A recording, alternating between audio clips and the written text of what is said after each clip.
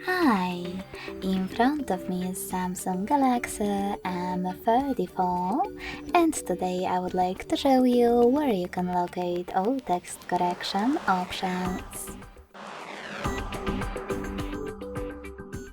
First of all, go into Settings and scroll all the way down to access General Management.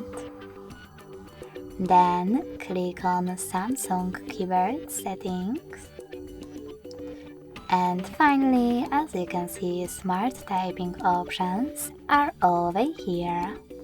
To manage them, click on the switches next to the chosen ones, or tap on the chosen ones and click on the switcher over here. You can also scroll down just a bit, click on more typing options, and manage all of those the same way. Thanks so much for watching. If you enjoyed this video, don't forget to leave a like, comment and subscribe.